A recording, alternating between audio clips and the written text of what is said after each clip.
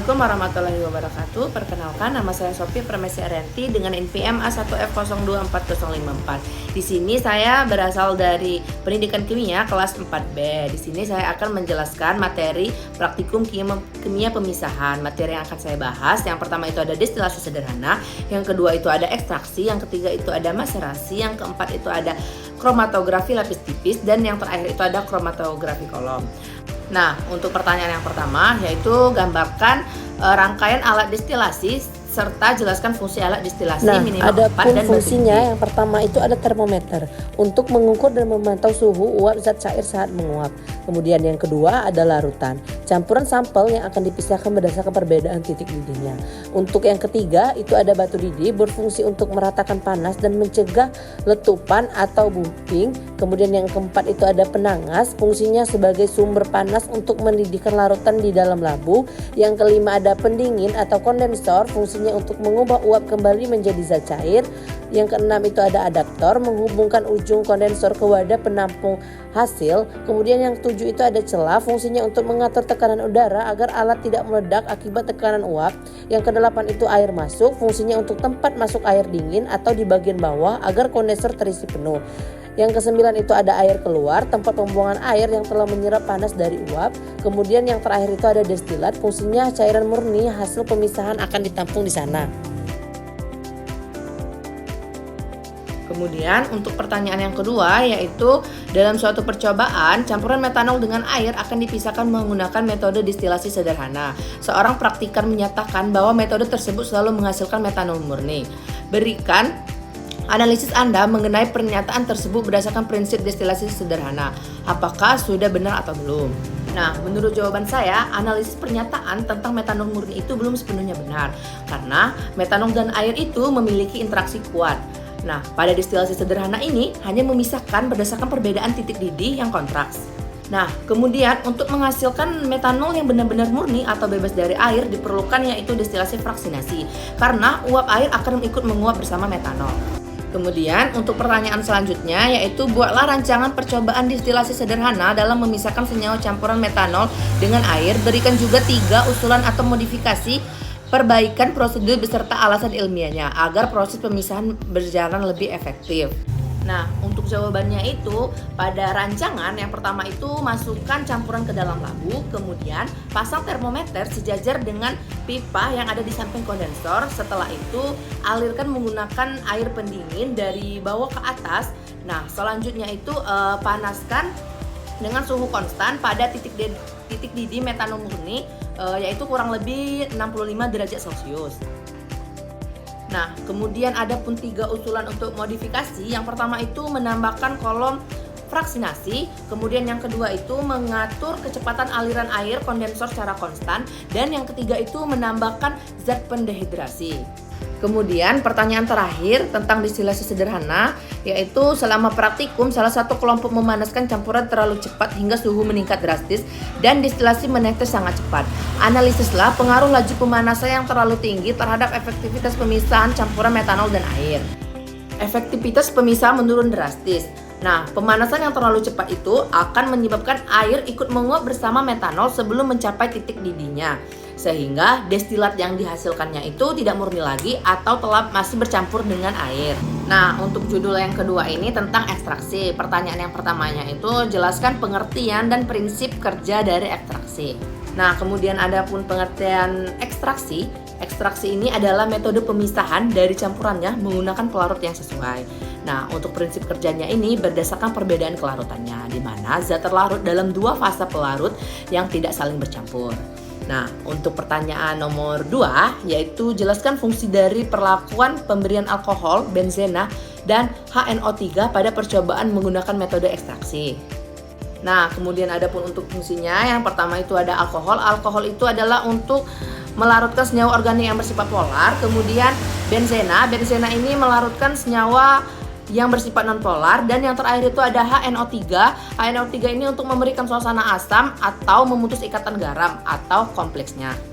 Kemudian untuk pertanyaan selanjutnya itu jelaskan kenapa terbentuk 2 lapisan saat proses ekstraksi menggunakan corong pisah dan lapisan mana yang mengandung asam lemak hasil ekstraksi, serta kenapa saat pengocokan menggunakan corong pisah gas perlu dikeluarkan sampai habis. Nah, adapun penyebab terbentuknya dua lapisan yaitu karena adanya perbedaan polaritas yang ekstrim antara fase air dan fase organik atau perbedaan massa jenis zat cairnya. Nah, kemudian adapun posisi asam lemaknya itu berada di lapisan organik. Nah, adapun alasan mengapa gas harus dikeluarkan yaitu pengocokan meningkatkan tekanan uap pelarut organik di dalam corong. Gas harus dibuang lewat keran agar corong bisa tidak meledak atau bersemburan keluar. Hitunglah kadar lemak jika diketahui NaOH yaitu 0,25, kemudian volume sampel 25 ml, volume belangko 2 ml, dan massa sabun 5 gram.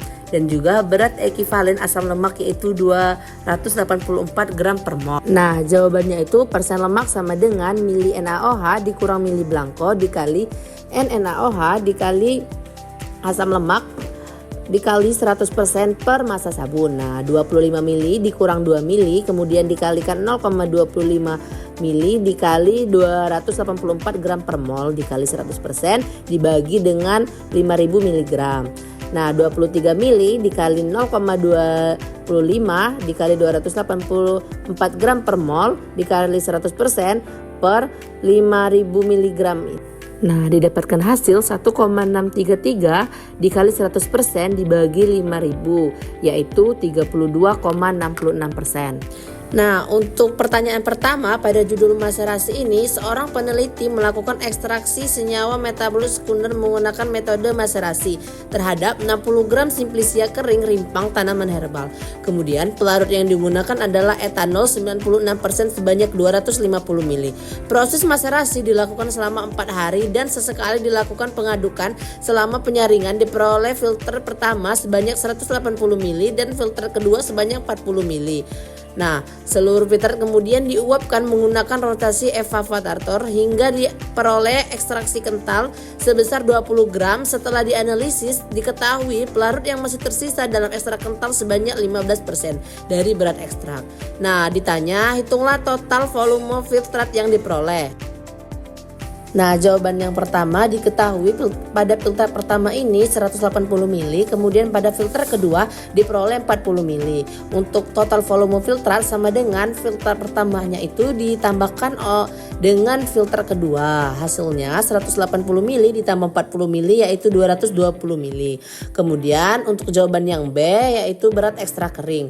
Berat sisa pelarut sama dengan 15% dikali 20 gram itu 3 gram. Nah, berat ekstrak keringnya ini sama dengan berat ekstrak kental dikurang berat sisa pelarut. Sama dengan 20 gram dikurang 3 gram sama dengan 17 gram. Selanjutnya untuk pertanyaan C, persen rendemen.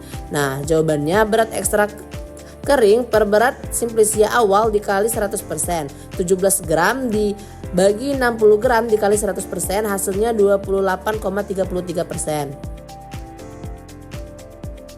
Kemudian pertanyaan yang kedua pada judul maserasi ini adalah apa pengaruh ukuran partikel simplisia terhadap hasil ekstraksi pada metode maserasi? Nah, jawabannya itu semakin kecil ukuran partikel maka semakin luas kontak antara simplisia dengan pelarut dan juga sehingga proses penarikannya itu zat aktif atau difusi itu menjadi lebih cepat dan maksimal. Nah, kemudian untuk pertanyaan selanjutnya itu mengapa proses penguapan ekstrak dilakukan menggunakan rotary evaporator sebelum menggunakan water bath?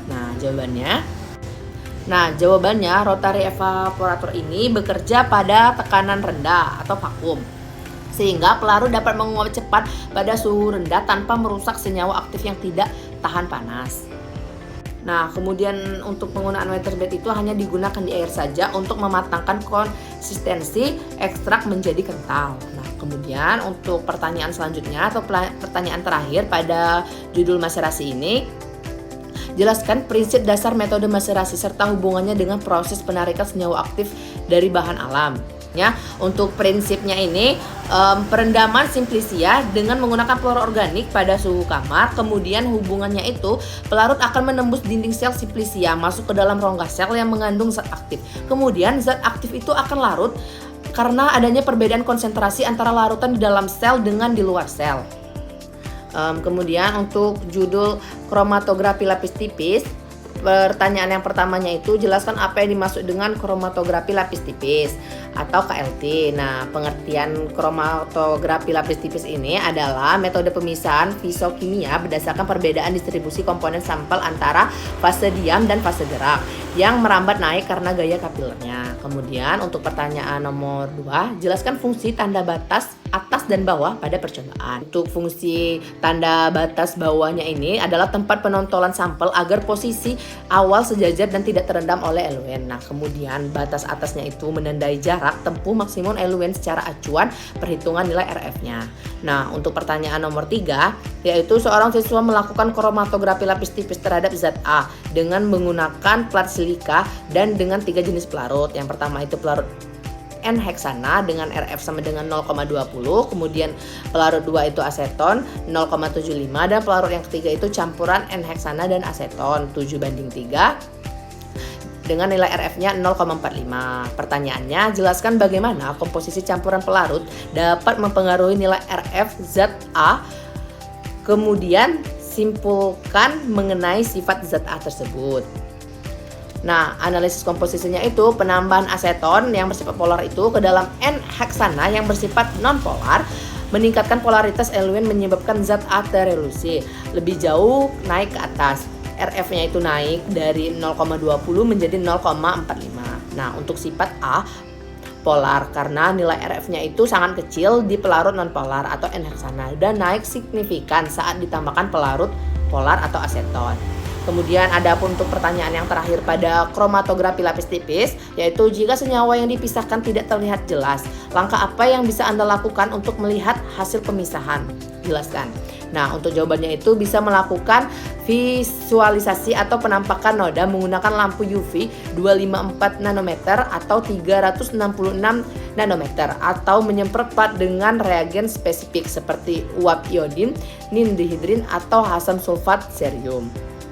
Kemudian pada judul yang terakhir yaitu kromatografi kolom, ada pun pertanyaannya. Yang pertama, seorang praktikan menggunakan silika gel sebagai fase diam dan campuran N-heksana atau etil asetat sebagai fase geraknya pada kromatografi kolom. Namun hasil pemisahan tidak sempurna karena semua senyawa keluar hampir bersamaan. Mengapa hal tersebut bisa terjadi? Nah, jawabannya elemen yang digunakannya ini dalam fase geraknya ini terlalu polar bagi komponen sampel sehingga semua senyawa langsung terlalu kuat dalam fase gerak dan keluar bersamaan tanpa tertahan oleh fase diam atau silika gelnya.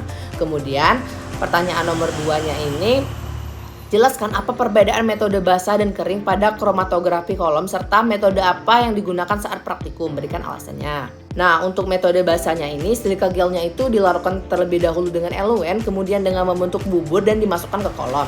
Nah, untuk metode keringnya ini, silika gelnya itu kering dimasukkan ke dalam kolom baru, kemudian dialiri oleh eluen. Nah, untuk metode yang digunakan umumnya dipilih metode basah karena menghasilkan kemasan kolom yang lebih padat dan bebas rongga udara.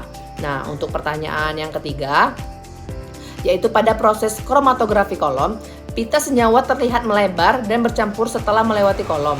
Mengapa kondisi tersebut terjadi selama proses pemisahan? Jawabannya itu karena terjadinya efek difusi longitudinal atau karena volume penontolannya itu terlalu tebal atau terlalu kuat sehingga lajunya itu migrasi atau zat tidak berseragam.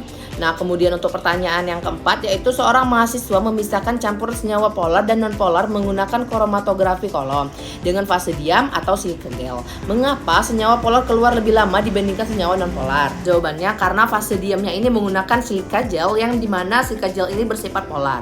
Nah, berdasarkan prinsip like dissolve like, di mana senyawa polar itu akan mudah terikat dengan silika gel, kemudian sedangkan senyawa non-polarnya itu akan dibawa mengalir lebih cepat oleh fase gerak. Dan yang terakhir untuk judul kromatografi kolom ini, sebelum melakukan kromatografi kolom, praktikan terlebih dahulu melakukan KLT untuk menentukan eluen yang sesuai. Mengapa KLT perlu dilakukan sebelum kromatografi kolom?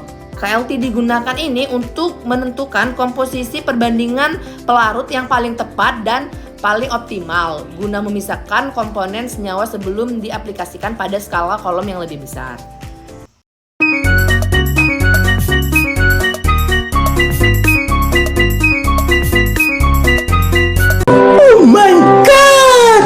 Tapi bohong. kau hanya memikirkan satu peraturan penting. Kenapa kau lakukan hari ini kalau kau bisa melakukannya besok?